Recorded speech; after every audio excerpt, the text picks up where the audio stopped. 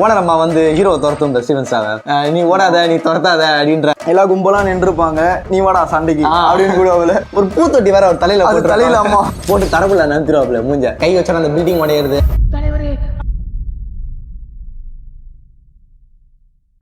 இன்னைக்கு நம்ம எதை பத்தி பார்க்க போறோம்னா, நம்ம சின்ன வயசுலயே ரொம்ப ஃபேவரட்டான, நம்ம விரும்பி ரீவாட்ச் பண்ணி பார்க்குற ஒரு படத்தை பத்தி தான் இன்னைக்கு நம்ம பார்க்க போறோம். என்ன படம்னா குங்ஃபூ ஹஸ்டல்.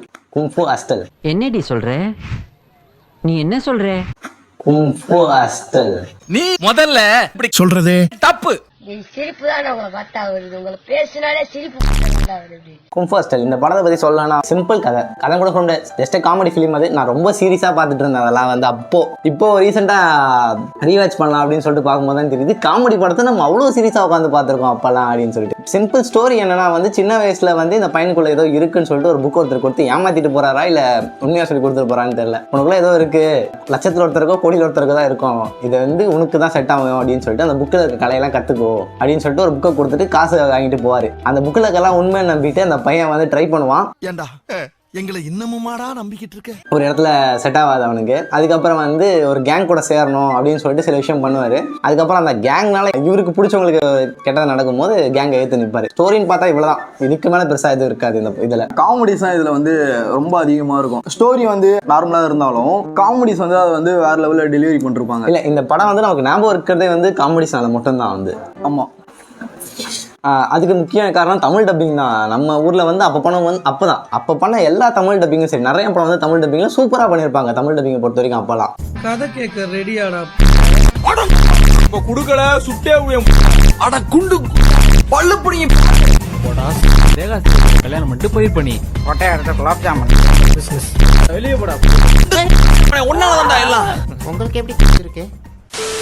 நெக்ஸ்ட் ஸ்லாங் கூட அது ஃபுல்லா அப்படியே சென்னை ஸ்லாங்கா தான் இருக்கும் ஃபுல்லாவே. இல்லை அவங்க பேசுறதெல்லாம் வந்து வேற மாதிரி இருக்கும். அந்த பல் எடுப்பா இருக்குமா, அந்த லேடி வந்து கேட்கும்ல, டைலர் அங்கிள் இந்த ட்ரெஸ்ஸை எனக்கு கொஞ்சம் என்னால் ஏற்று தச்சு தரீங்களா, அந்த இதை இழுத்து பேசுறதா இருக்கட்டும். ஓனர் அம்மா வந்து ஹீரோ துரத்தும் ஸ்டீவன் ஸ்டாவை, நீ ஓடாத நீ துரத்தாத அப்படின்ற அந்த ஓடுற இடையெல்லாம் இருக்கட்டும். இந்த மாதிரி வந்து காமெடிஸாவே நிறைய ஞாபகம் இருக்கும். அந்த கத்தி எடுத்துட்டு ஓனர் அம்மா கொள்ளலான்னு சொல்லிட்டு ஹீரோ போவாரு. அப்போ வந்து மாற்றி மாற்றி அவர் உடம்புலேயே குத்திப்பாரு. அப்புறம் வந்து அந்த பாம்பை தூக்கி போடுறது.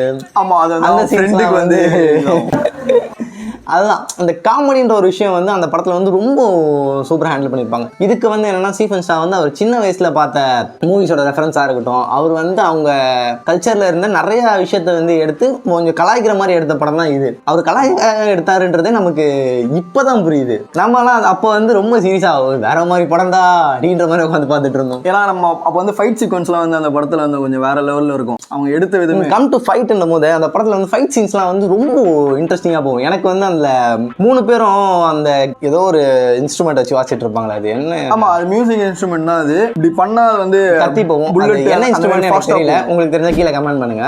அந்த இன்ஸ்ட்ருமெண்ட்டை வாசி அவங்க வாசிக்கும் போது அந்த கத்தி போறதா இருக்கட்டும், அப்போ வந்து அவங்க 3 பேரும் சண்டை அவரு கூட போறதா இருக்கட்டும். அதுக்கு முன்னாடி வந்து அந்த கோடாரி கேங் கூட போடுவாங்க. இதுல கூட வந்து கம்மியா தான் இருக்கும் அவங்க 3 பேர் சண்டையும். இந்த கோடாரி கேங் கூட வந்து அவங்க 3 பேரும் சண்டை போறதா இருக்கட்டும். அவங்க சண்டை போட ஆரம்பிக்கிறதுக்கு முன்னாடி ஸ்டீஃபன் ஸ்டார் வந்து ஒரு வேலை பார்த்துட்டு போயிருப்பாரு. அவர் வந்து கோடாரி கேங்ல இருக்கிற மாதிரியும் வந்து இங்க வந்து முடிய வெட்டிட்டு போவாரு. முடிய வெட்டி காசுலாம் தர மாட்டேன். அது ஒரு காமெடி ஒண்ணு பண்ணிருப்பாங்க.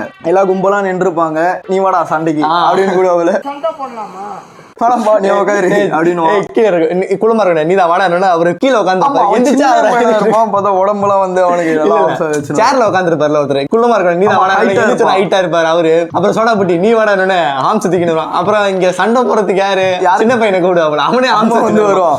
இங்க சண்டை போறதுக்கு எவனுக்கு தகுதி இல்லை போங்கடா அப்படின்னு. என் கூட சண்டை போறது யாருக்கும் தகுதி இல்லை அப்படின்ற மாதிரி சொல்லுவாங்க. அதுவா இருக்கட்டும். அப்புறம் ஒரு லேடியை கூப்பிட்டு அடி சொல்லுவாரு. அவங்க மூஞ்ச வச்சு குத்துன ஒரே குத்துல அந்த சீனா இருக்கட்டும். இந்த மாதிரி வந்து நிறைய ஃபன்னா கொண்டு போயிருப்பாங்க அந்த படத்தை பொறுத்த வரைக்கும். இந்த படம் ஸ்டார்டிங் அந்த ஓனர் அம்மா என்ட்ரியே வந்து ஒரு தனியா வேற லெவல்ல தெரியும். எப்படின்னா ஒருத்தர் வந்து ட்ரௌசர் வந்து பாதி ட்ரௌசர் தான் போட்டு இருப்பாரு. போட்டு ஓனர் அம்மா அப்பவே லோகிப்ல ட்ரை பண்ணிருக்காரு. ஆமா, லோகிப்ல போட்டு ஓனர் அம்மா பைப்ல தண்ணி வரல அப்படின்னு கத்துவாரு.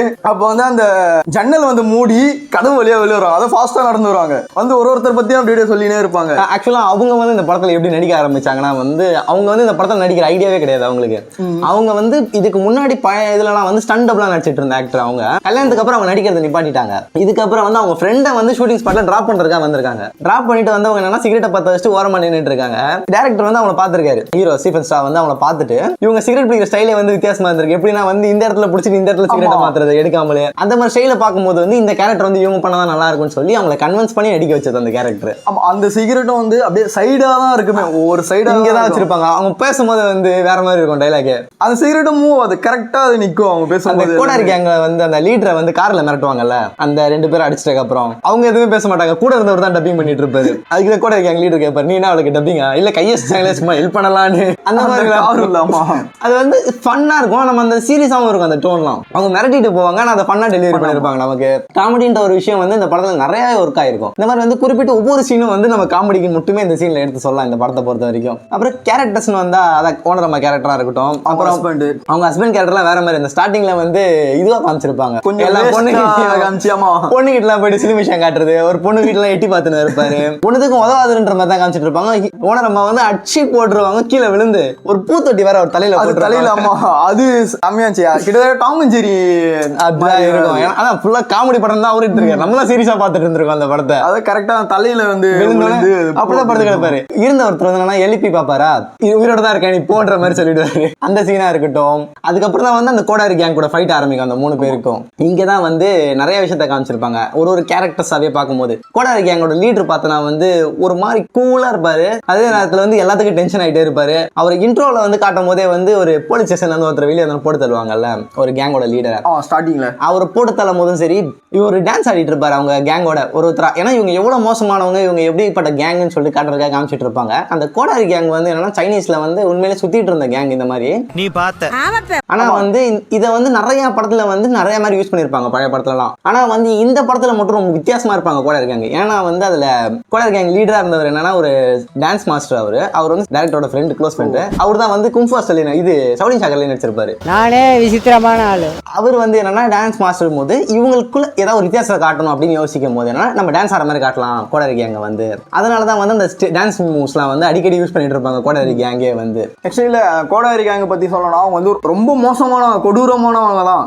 ஆனா அந்த கேங் வந்து இந்த படத்துல எப்படி காட்டிருப்பாங்கன்னா காமெடியும் பிளஸ் அவங்களோட வில்லனிசம் அவங்க நடந்து வரும்போதெல்லாம் அப்படியே சும்மாறா வானமே இருட்டாயிடும். அவங்க வரதெல்லாம் வந்து இவங்களை பார்த்தாலே வந்து எல்லாரும் பயந்துருவாங்க. வந்து அவங்களதான் காட்டிருப்பாங்களே என்ட்ரி அவங்களதான். போலீஸ் ஸ்டேஷன் எல்லாம் வந்து போலீஸ் ஸ்டேஷனுக்குள்ளேயே போயின்னு பாப்பாரு, அப்ப விட மாட்டாங்க, மூடி வச்சுட்டு. ஏன்னா இவங்க வந்துட்டாங்க, அவ்வளவு டேஞ்சர் இவங்க அப்படின்னு காட்டுவாங்க.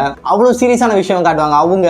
அதே மாதிரி வந்து அந்த கில்லர்ஸ் சொல்லிட்டு 2 பேர் வருவாங்கல்ல, அந்த இதுல வாசிப்பாங்கல்ல, அவங்க கேரக்டரே வந்து வேற மாதிரி இருக்கும். அவங்க பேசினாலே வந்து கம்மியா தான் பேசுவாங்க, ஆனா ஆக்ஷன் தான் பயங்கரமா இருக்கும் அவங்க கிட்ட. கிட்டத்தட்ட அவங்க வந்து ஃபர்ஸ்ட் காட்டும் போது வந்து காமெடியா தான் காட்டிருப்பாங்க. இன்ட்ரோ அவர் வந்து வேற பத்தி பேசிட்டு இருப்பாரு, தள்ளி போகல நடுவில் வந்திருப்பாங்க 2 பேரும். டேரக்டர் வந்து அவங்களுக்கு இன்ட்ரோவா வந்து வேற செட் பண்ணி வைக்கலாம்னு நினைச்சாரு. இந்த இன்ட்ரோ கிடையாது, அவங்களுக்கு 2 பேருக்கு வந்து சீரியஸாவே வந்து கடல்ல அவங்க டிராவல் பண்ணி வந்துட்டு இருக்கும் போது வந்து ஷார்க் கூட வந்து ஒரு சண்டை போடுற மாதிரி இவங்க 2 பேர் வந்து அவ்வளவு பவர்ஃபுல்ன்ற மாதிரி தான் காட்டலாம் அவர் எடுத்துலாம் நினைச்சாரு. எடுத்து வச்சுட்டாரு ஸ்டார்டிங்ல. விஎஃப்எக்ஸ்க்கு வந்து என்னன்னா டைம் ஜாஸ்தி ஆகும், அதே மாதிரி காசும் ஜாஸ்தி ஆகும் அப்படின்னும் போது வந்து என்ன பண்ணிட்டாரு ஹீரோ, அதை கட் பண்ணிட்டு அவங்களுக்கு சிம்பிளாவே இன்ட்ரோ கொடுத்துட்டாரு. இது வந்து என்னன்னா வந்து ஒரு படத்துல வந்து காசுன்றது மட்டும் இல்லாம ஹீரோ வந்து டைரக்டர் வந்து எனக்கு இது இருந்தா போதும் படம் வந்து நல்லா வரும்னு சொல்லிட்டு நல்லா அந்த சீக்வன்ஸ் வந்து அதில் ஹேண்டில் பண்ணியிருப்பாரு சூப்பராகவே. நெக்ஸ்ட் அந்த 2 பேரும் பார்த்தீங்கன்னா அவங்க ஒரு சீன்ல வந்து இப்போ ஹீரோ ஃப்ரெண்டா வந்து ஒரு பொண்ணை சைட் அடிச்சுன்னு இருப்பாங்க. அது இன்ட்ரோ அவங்க. ஆமா, அப்போ என்ன ஆகும்னா நல்ல அந்த இன்ஸ்ட்ருமெண்டோட பாக்ஸ் நல்ல பெருசா இருக்கும். அது வந்து 2 தூண்ல மாட்டிப்பாங்க. மாட்டி அதுக்கப்புறம் திரும்பி நடப்பாங்க. அந்த பொண்ணை பாரு அப்படின்ற மாதிரி ஒரு டைலாக் ஒன்று வரும். அப்போ வந்து யாரா இவனுங்க டேய் தள்ளி போங்கடா அப்படின்ற மாதிரி ஒரு காமெடியா அதை வந்து டெலிவரி பண்ணிருப்பாங்க. அந்த அவங்க 2 பேரும் காட்டும் போது தான். ஆனா அவங்க எவ்வளவு சீரியஸான ஆளுங்க, ரொம்ப மோசமானவனுங்க அவனுங்க வந்து இவனுக்கு கலாய்ப்பானுங்க. அந்த ஃபைட் சீன்ல தான் தெரியும் அவனுக்கு எவ்வளவு மோசமானவனுங்கன்னு சொல்லிட்டு. ஆனா அவங்க 2 பேரும் வந்ததுனால தான் வந்து ஓனரை வந்து எப்பேற்பட்ட ஃபைட்டர்ஸ்னு காட்டுவாங்க. அதாவது மாஸ்டருக்கெல்லாம் மாஸ்டர்ன்ற மாதிரி பேசுவாங்க அவங்க 3 பேரும். இவங்க 2 பேரும் பேசிட்டு இருக்கும்போது அவங்க 2 பேரும் சொல்லுவாங்க வந்து நீங்க வந்து எங்களை தான் சிறந்த கில்லர்ஸ் நினைச்சிட்டு இருக்கீங்க, ஜெயிலுக்குள்ள எங்க லீடர் ஒருத்தர் இருக்காரு, அவர் வந்து ரொம்ப பயங்கரமானவர்.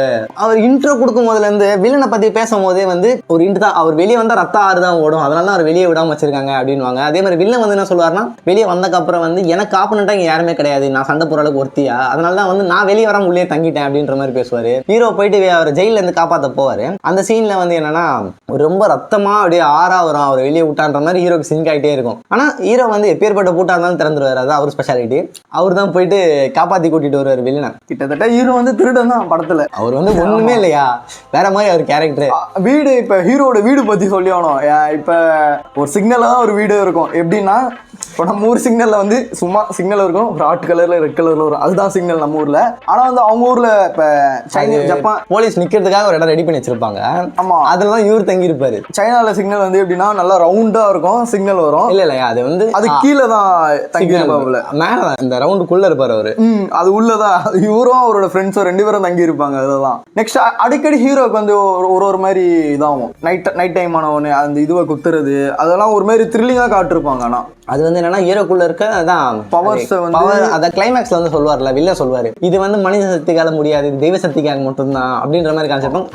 ஹீரோ வந்து அந்த மாதிரி காட் லெவல் பீயிங்ன்ற மாதிரி பேசிட்டு இருப்பாங்க. இதுல வந்து ஃபைட் சீன் போது நம்ம குறிப்பிட்டு சொல்லணும், அந்த கிளைமேக்ஸ் ஃபைட் சீன்ஸ்லாம் இவங்க 2 பேரும் வந்து ஃபர்ஸ்ட் சண்டை போட்டுருப்பாங்க. அந்த ஹஸ்பண்ட் அண்ட் ஒய்ஃப் வந்து வில்லன் கூட சண்டை போடும் போது இருக்கட்டும், அவங்க ஆல்மோஸ்ட் ஜெயிச்சிருப்பாங்க அந்த பெல் மூலியமா. ஆனா வந்து வில்லன் வந்து ஏமாத்தி குத்தி அவங்கள தோக்கடிச்சிருப்பாரு. அதுக்கப்புறம் வந்து ஹீரோ வந்து அவரு கட்டையால் அடிக்க சொல்லுவாங்க. இவங்க 2 பேரும் சொன்னா வில்லன் அடிப்பாரு. அதுக்கப்புறம் வந்து வில்லன் கூப்பிட்டு வச்சு மூஞ்சிலே குத்துறதா இருக்கட்டும், போட்டு தரப்புல நம்பிடுவாப்ல மூஞ்ச. அதுக்கப்புறம் வந்து அவங்க 2 பேரும் காப்பாத்தி கூட்டிட்டு போயிட்டு பொட்டணம் கட்டி வச்சிருப்பாங்க. உண்மையை சொல்லலாம், மம்மி மாதிரி பொட்டணம் கட்டி வச்சிருப்பாங்க. அவர் வந்து அந்த உடச்சிட்டு வரும்போது ஒரு ஷாட் ஒன்று காமிச்சிருப்பாங்க. அந்த புழு வந்து இதுல இருந்து இதுவா மாற பட்டாம்பூச்சியா மாற ஒரு ஷாட் காமிச்சிட்டு இருப்பாங்க. அதே மாதிரி தான் இவரும் இந்த பயந்தாங்கோலியா இருந்த லைஃப்ல இருந்து வந்து இதுவா மாறிட்டான், வீரனா மாறிட்டான் அப்படின்ற மாதிரி அந்த டிரான்சாக்ஷன் காமிச்சிருப்பாங்க. அந்த ஃபைட் சீனே வந்து ரொம்ப வித்தியாசமா இருக்கும். இவர் வந்து அந்த ஃப்ராக் ஸ்டைல் எல்லாம் மாறுவார் வில்லன். அப்பதான் வந்து சொல்லியிருப்பாங்க அந்த ஹஸ்பண்ட் அண்ட் ஒய்ஃப் வந்து இந்த தவக்கல டெக்னிக் வந்து ரொம்ப டேஞ்சரஸ் ஆனது அப்படின்ற மாதிரி. அவர் வந்து அடிச்சு அவரை வானத்துக்கே தள்ளிடுவாரு. அந்த ஹீரோட இதுவே கொஞ்சம் அப்படியே டோட்டலா மாறி இருக்கும். அங்கதான் நம்ம காமெடி பீஸா இருந்த ஒருத்தனை அதான் குக்கும்பல வெளியே வந்ததுக்கப்புறம் அவர் பண்ற ஃபைட் சீனே வந்து வேற மாதிரி இருக்கும். அந்த பாடி கால நசுக்கு வர அந்த சீனா இருக்கட்டும். ஒருத்தர் பேசணும், ஒரே சமயத்துல பேசக்கூடாதுன்னா படிச்ச முட்டாளுங்களா.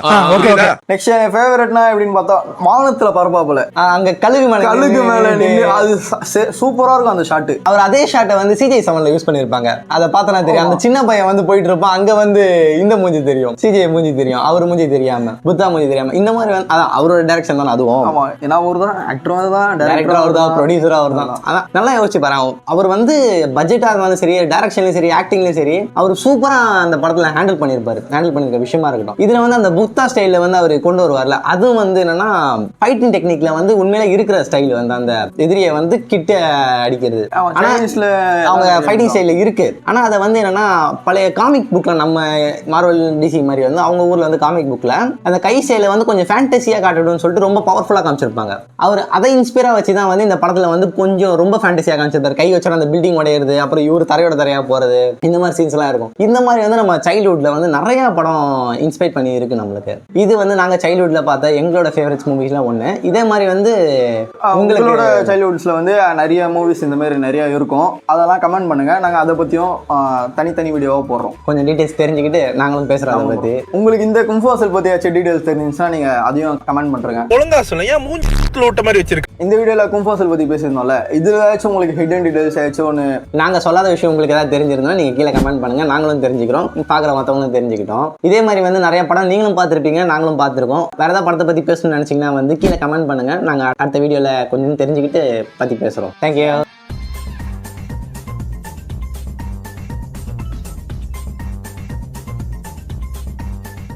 இப்பயே சொல்லுவோம், வெளியே போட